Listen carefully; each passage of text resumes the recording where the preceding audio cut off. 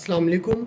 Today we are going to start the 48th chapter of chemotherapeutic drugs and in this chapter we will discuss the antifungal agents कि वो drugs जो कि fungi को किल करें या fungi को किल करें जो भी आप कहते हैं इसको।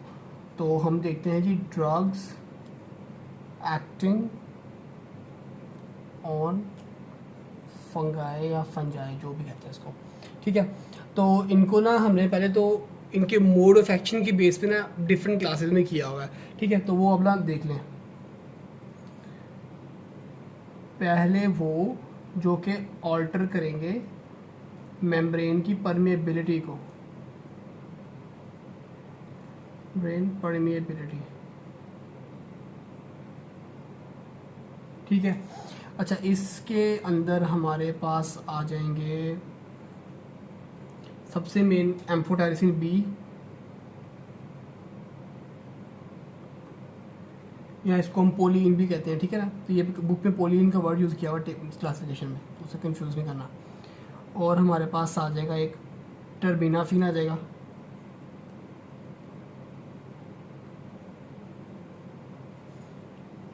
और एक लास्ट आ जाएगा हमारे पास, उसको थोड़ा नीचे लिख लेते हैं, इजोल। ये तीन है जो मेम्ब्रेन परमेबिलिटी को अल्टर करेंगे। दूसरे वो जो कि हमारे पास करेंगे जी ब्लॉक बीटा ग्लूकन की सिंथेसिस, बीटा ग्लूकन की सिंथेसिस। तो उसमें हमारे पास आए थे एक इकाइनोकैंडेंस, एक ही ड्रग इसमें आता है, ठीक है। फिर तीसरे वो जो हमारे पास करेंगे ब्लॉक करेंगे न्यूक्लिक एसिड सिंथेसिस को, तो डीएनए आरएनए बनना वो जो है वो बंद करा देंगे, ठीक है। इसमें हमारे पास आ जाएगा फ्लूसाइटोसिन, और लास्टली बेसिस जो हमारी है वो है जी जो डिस्टर्ब करेंगे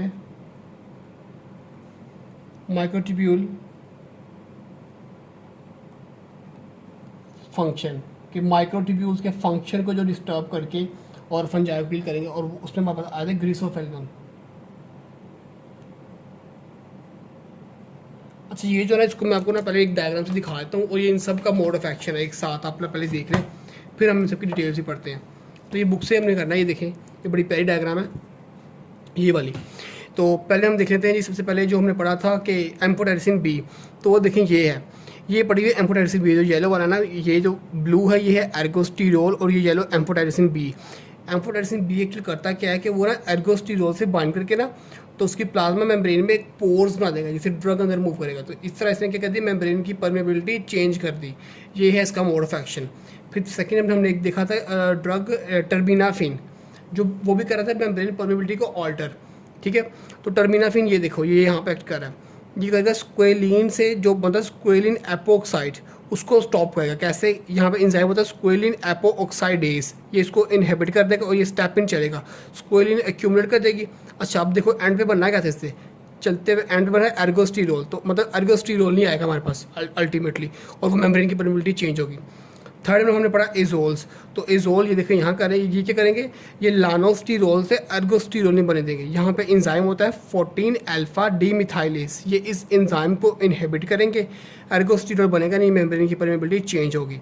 अब नेक्स्ट में पढ़े थे कि जो करेंगे ब्लॉक बीटा ग्लूकन के सिंथेसिस को, तो वो ये देखें, वो होते हैं इकाइनोकैंडेंस, वो करेंगे बीटा ग्लूकन सिंथेज को इनहिबिट करेंगे। तो इसका इस एंजाइम का काम क्या था कि इसने बनाया था बीटा ग्लूकन, ये ग्रीन वाला देखिए, ये बीटा ग्लूकन बन रहा है, ये जाके ये उसकी सेल वॉल में देखो, ये बीटा ग्लूकन लगा है इसकी सेल वॉल, ये सेल वॉल है। तो सेल वॉल खुद ब खुद वीक, तो फंजाई की डेथ। फिर हमने पढ़ा कि जो कि ब्लॉक करेंगे न्यूक्लिक एसिड की सिंथेसिस को, तो वो था हमारे पास था फ्लूसाइटोसिन। तो वो देखो ये था कि ये जो अगर डायरेक्टली करके डीएनए और आरएनए की सिंथेसिस को ही स्टॉप कर देगी। अच्छा, इसकी ये डिटेल है, ये अपनी बुक पर यहीं पर नोट कर लें, ये बड़ी इंपॉर्टेंट है और एमसीक्यू में आती है, और इस बुक में नहीं लिखी हुई, ठीक है। वो पूरा इसका ये मोड ऑफ एक्शन का डिटेल बताइए कि कैसे होती है। फ्लूसाइटोसिन के ऊपर एंजाइम लगता है साइटोसिन डीएमाइनेज, तो हमारे पास आता है 5 फ्लोरोयूरेसिल, 5 फ्लोरोयूरेसिल फिर चेंज होती है 5 फ्लोरो डीऑक्सीयूरिडिन मोनोफॉस्फेट, और उससे बनता है फ्लोरोयूरिडिन ट्राइफॉस्फेट। ये जो फ्लोरोयूरिडिन ट्राइफॉस्फेट है ये होता है एक्चुअली इनहिबिटर डीएनए और आरएनए की सिंथेसिस का। तो ये पूरा स्टेप है, और इसमें तो ये एंजाइम है ना साइटोसिन डीएमाइनेज, ये एमसीक्यू में आ भी चुका है, और ये इस बुक में नहीं लिखा हो तो आप इसको ना नोट कर लें। अब जो है वो हम उसको प्रॉपर स्टार्ट करते हैं। तो सबसे पहले हमने जो देखते हैं एम्फोटेरिसिन बी को, एम्फोटेरिसिन बी की हम देखते हैं इसकी फार्माकोकाइनेटिक्स।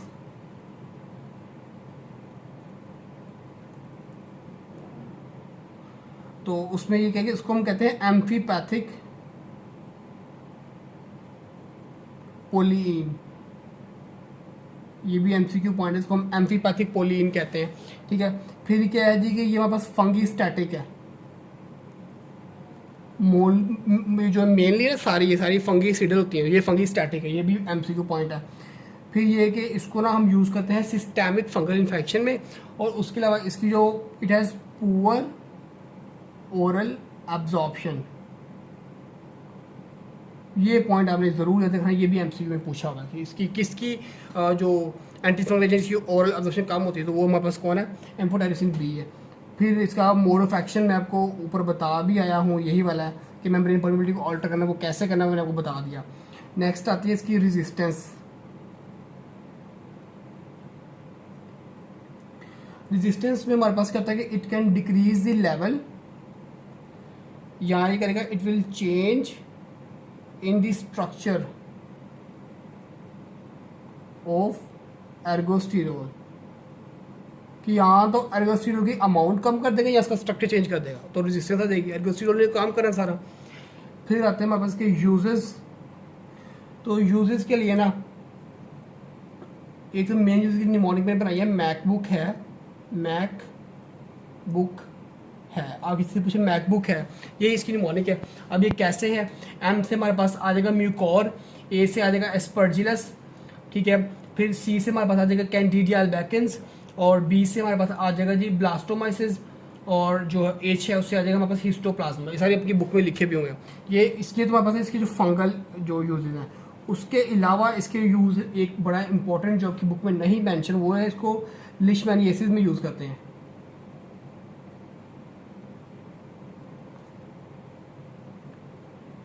ठीक है, इसको ना एक उसका और भी नाम है काला आजार, ठीक है, इसको ब्लैक फीवर भी कहते हैं। तो इसके अंदर भी हम इस ड्रग को यूज़ कर सकते हैं, ये भी एमसीक्यू में आ चुका है और ये आपकी बुक में नहीं लिखा हुआ। अच्छा, फिर आती है इसकी टॉक्सिसिटी। तो टॉक्सिसिटी के लिए इसकी है, उसने वो तीन मतलब वो बेसिस में की हुई है। एक इन्फ्यूजन रेट, इन्फ्यूजन रेट मतलब कि अगर हम उसको फास्टली इन्फ्यूज़ करेंगे ना तो उससे हमारे पास फीवर हो सकता है, चिल है, मसल स्पैज़म है, वॉमिटिंग है, और शॉक लाइक फॉल है ब्लड प्रेशर में। अगर उसको फास्टली करेंगे तो उसका हाल इसमें बताया कि हम उसको यहाँ तो स्लोली कर लें, यहाँ पे उसको प्री मेडिकेशन दे दें, मतलब एंटी हिस्टामिन दे दें, उसको एंटीपायरेटिक्स दे दें ताकि फीवर ना हो, शॉक ना आए। तो सारा कुछ इसमें लिखा हुआ है, इसमें ये याद रखना है। दूसरी टॉक्सिसिटी और जो सबसे इम्पॉर्टेंट है वो है डोज लिमिटिंग नेफ्रोटॉक्सिसिटी। ये सबसे इंपॉर्टेंट और सबसे मेन होती भी यही है, डोजेज लिमिटिंग, ठीक है। इसके अंदर हमारे पास ना उसने बताया हुआ कि ट्यूबुलर एसिडोसिस हो जाता है और एनीमिया हो जाता है। एनीमिया क्या होता है, क्योंकि किडनी से हमारे पास जो एरिथ्रोपोइटिन नहीं बन रहा होता, ठीक है, एनीमिया हो जाता है। बाकी ये पॉइंट एक और याद रखना कि जो लिपोसोमल फॉर्मुलेशन होती है ना इसकी एम्फोटेरिसिन बी की, वो जो है वो हमारे पास इसकी जो टॉक्सिसिटी है ना, नेफ्रोटॉक्सिसिटी, उसको कम करती है, इसलिए हम इसकी लिपोसोमल फॉर्मुलेशन यूज़ करते हैं। ये भी पॉइंट आपकी बुक में मेंशन है और ये एमसीक्यू पॉइंट है कि liposomal formulation decreases the nephrotoxicity of amphotericin B. और थर्ड इसकी टॉक्सिक पॉइंट है न्यूरोटॉक्सिसिटी। तो ये हमारा जो है वो एम्फोटेरिसिन बी यहाँ पे क्लियर हो गया। अब हम नेक्स्ट मूव करते हैं टर्बीनाफिन के ऊपर। अच्छा, ये टर्बीनाफिन है ना, इसका होता है हमारे पास, इसको हम टॉपिकल भी यूज़ कर सकते हैं और ओरली भी। अब ये भी एमसीक्यू है कि कौन सा दोनों में यूज़ होता है, टॉपिकल और ओरल, ठीक है। फिर ये कि ये फंगीसिडल है, वो फंगी स्टैटिक थी, ये फंगीसिडल है। देन ये कि इसका जो मोड ऑफ एक्शन आप कहें तो वो मैं आपको बता चुका था कि ये क्या करी थी, हमारे पास स्क्वालिन एपोऑक्साइडेज एंजाइम को इनहिबिट करके स्क्वालिन को एक्यूमुलेट करी थी, एर्गोस्टेरोल बंद नहीं था रहा और मेम्ब्रेन परमेबिलिटी ऑल्टर होगी। ये इसका मोड ऑफ एक्शन है। फिर इसके लिए एक और पॉइंट अभी आते हैं जो रिफैम्पिन, हम पीछे पढ़ के आ चुके हैं। Rifampin increase its clearance, rifampin जब उसकी क्लियरेंस को इंक्रीज कर देती है। फिर हम इसके देख लेते हैं जी यूजेस। तो यूज़ इसको हम कहते हैं डर्मेटोफाइटोसिस में, अच्छा, डर्मेटोफाइटोसिस में एक और ड्रग यूज़ करते हैं हम, ये ग्रीसोफेल्विन भी, लेकिन ये जो है ना टर्बिनाफिन, ये इससे भी अच्छा एक्शन है, ये ज़्यादा अच्छी है एज़ कम्पेयर टू ग्रीसोफेल्विन, ये भी आपने याद रखना है। सेकेंडली इसको हम यूज़ करते हैं एथलीट्स फुट के अंदर, क्योंकि एथलीट्स फुट में भी जो इन्फेक्शन होता है वो यही डर्मेटोफाइटोसिस करा रहे होते हैं, तो उससे हम जो उसको ट्रीट कर लेते हैं।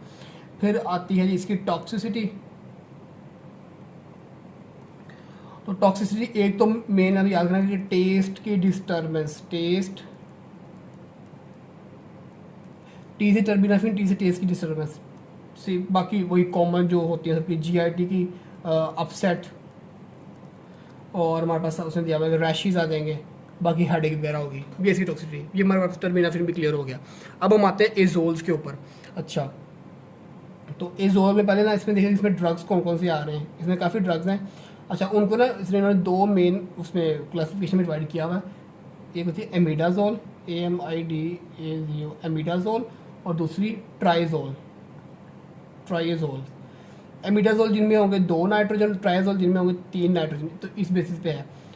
इसमें 3 आ जाएंगे, KMC, कीटोकोनाजोल, माइकोनाजोल और क्लोट्राइमाजोल, कोट्राइमाजोल, ठीक है। और इसमें आ जाएंगे 4, if VP, itraconazole, fluconazole, voriconazole और पोसाकोनाजोल। तो ये 4 इसमें और 3 इसमें आगे हमारे पास, ठीक है, ये ड्रग्स इसमें आगे। अब हम देखते हैं इसकी फार्माकोकाइनेटिक्स।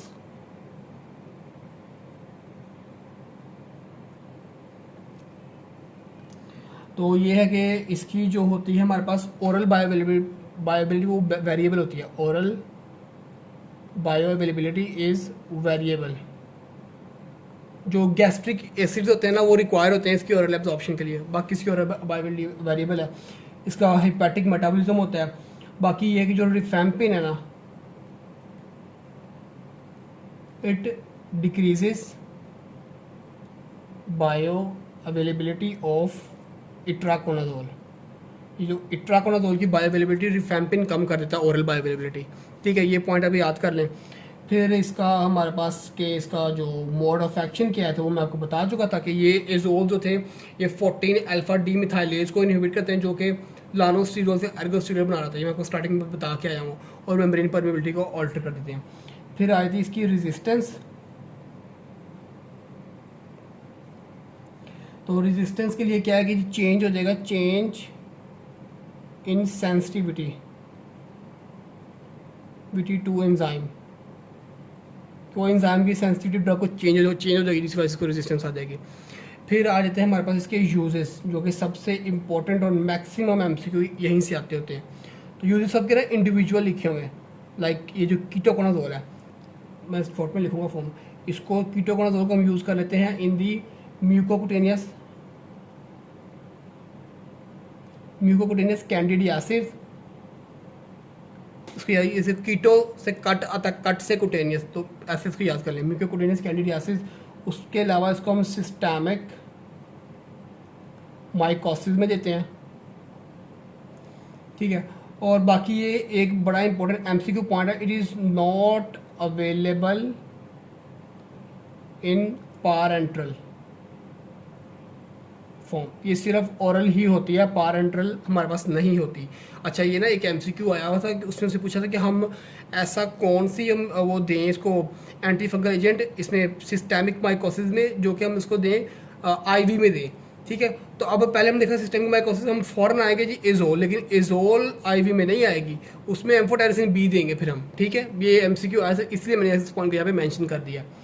अच्छा, फिर हम आते हैं जी फ्लूकोनाजोल के यूजेस के ऊपर। फ्लूकोनाजोल जो है ना, पहली बात तो ये कि it is a drug of choice for Candida albicans, ये है क्रिप्टोकोकस मेनिंजाइटिस, क्रिप्टोकोकल मेनिंजाइटिस, ये भी आपके MCQ है। क्रिप्टोकोकल मेनिंजाइटिस का ये ड्रग ऑफ चॉइस है फ्लूकोनाजोल। बाकी इसको जो है वो हम वेजाइनल कैंडिडियासिस में भी देते हैं, ये भी MCQ में, ये दोनों MCQ में पूछे जा चुके हैं। फिर आया था हमारे पास इट्राकोनाजोल। तो इट्राकोनाजोल को एक तो हम इसको यूज़ करते हैं जी फॉर ABC, बाकी ABCS ऐसे याद करें, ABCS, A for Aspergillus, B for blastomycosis, C for chromoblastomycosis और S फॉर स्पोरोथ्रिक्स।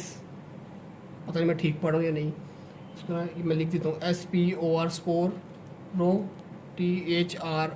स्पोरोथेरिक्स। इन चारों के इन्फेक्शन में हम इसको यूज़ करते हैं इट्राकोनाजोल को। अच्छा, नेक्स्ट आया था हमारे पास वोरिकोनाजोल। तो वोरिकोनाजोल को हम यूज़ करते हैं इन दी इन्वेसिव एस्परजिलोसिस। इन्वेसिव एस्परजिलोसिस, देखो वरी का मतलब वरी, किसी के में वो आपको खौफ होना, वरी करना। तो इन्वेसिव इन वेन कोई धमाका होगा तो इसका ये लिंक कर ले इसको वोरिकोनाजोल, तो इन्वेसिव एस्परजिलोसिस ऐसे इसको याद कर लें। देन आता है जी पोसाकोनाजोल। तो पोसाकोनाजोल को हम जो है वो यूज़ करते हैं the prophylaxis of fungal infection. P से पोसा, पी से prophylaxis, prophylaxis of fungal infection. Sorry मैं थोड़ा वो मिक्सा हो गया, आप सबको समझ आ रही होगी इसकी, इसलिए मैं साथ साथ बोल भी रहा हूँ सारा।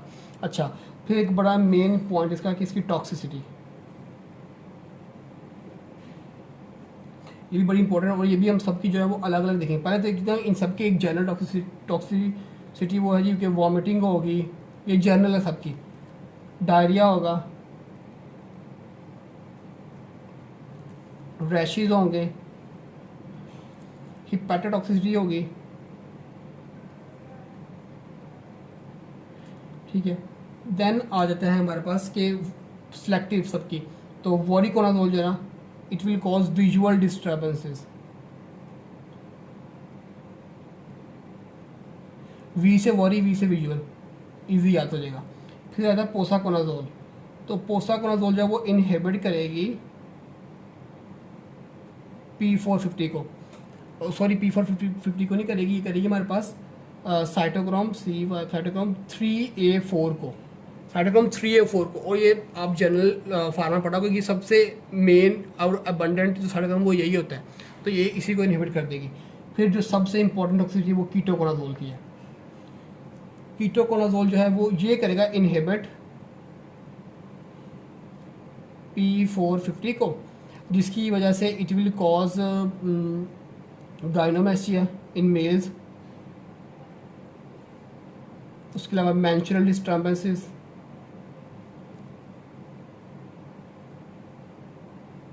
और ये क्यों करेगा, क्योंकि ये ना इन एंजाइम की जो है ना वो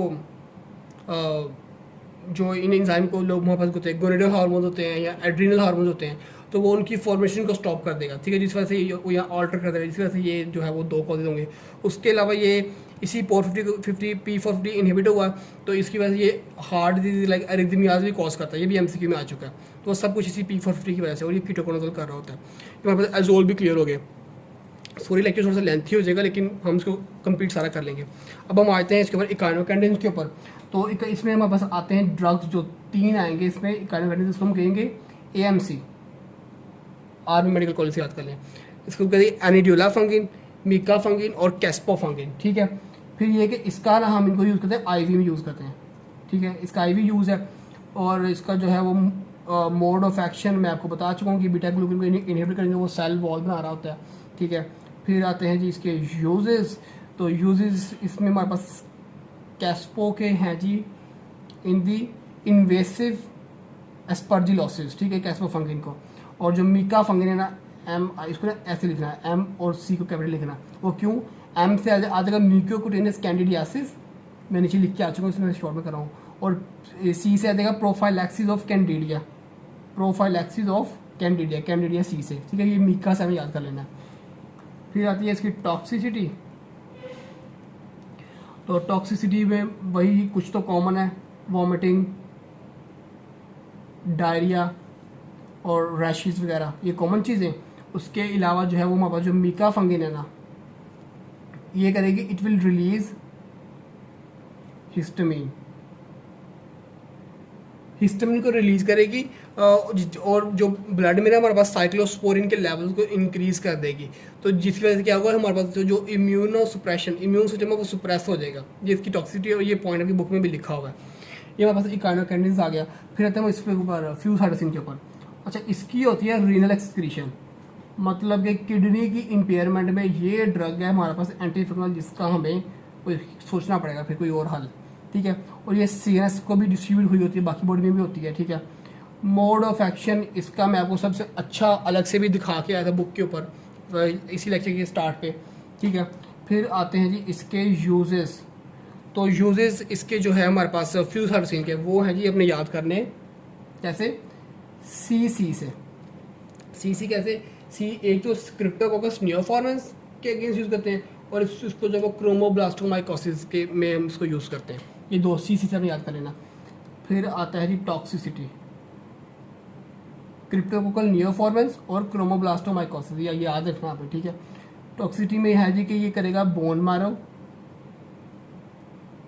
की डिप्रेशन, और ये कर देगा लिवर डिसफंक्शन। अच्छा, ये पॉइंट मैंने कंप्लीट लिखा नहीं हिस्टामिन वाला, ये MCQ है और ये अपनी बुक से अपने अच्छा पूरा याद कर लेना है। ये जो हिस्टामिन वाला ये कार्डियोकाइनेटिक्स कर रहे होते हैं। फिर आता है जी ग्रिसोफेल्विन। तो ग्रिसोफेल्विन जो है ये है फंगीस्टैटिक। उसके अलावा जो है ये हम ओनली बाय ओरल रूट, सिर्फ ओरली हम इसको दे सकते हैं। फिर ये कि इसकी होती है बाइलरी एक्सक्रीशन होती है, बाइल्स के साथ इसकी एक्सक्रीशन होती है, biliary excretion. Mode of actions का मैंने वो ऊपर लिखा हुआ कि ये माइक्रोट्यूब्यूल्स की फॉर्मेशन को डिस्टर्ब कर देंगे और जब इससे वो सेल वीक हो जाएगा उसकी डेथ हो जाएगी, समझाया कि। फिर आते हैं जी इसके यूजेस। तो मैंने आपको यहाँ पर भी बताया था कि इसको हम भी यूज़ करते हैं किसमें, डर्मेटोफाइटोसिस में। तो वही इसका एक यूज़ है, डर्मेटोफाइटोसिस में को यूज़ करते हैं। उसके अलावा जो इसकी टॉक्सिसिटी है उसके लिए ना निमोनिक है हमारे पास P5, सबसे बड़ा इजी सा। P5 कैसे, मतलब 5 दफ़ा P को 1 2 3 4 5 दफ़ा P को याद करना है। P से पेरिफेरल न्यूरोपैथी, फिर P से पोरफायरिया, फिर P से P450 इंट्रैक्शंस, देन फोटोसेंसिटिविटी,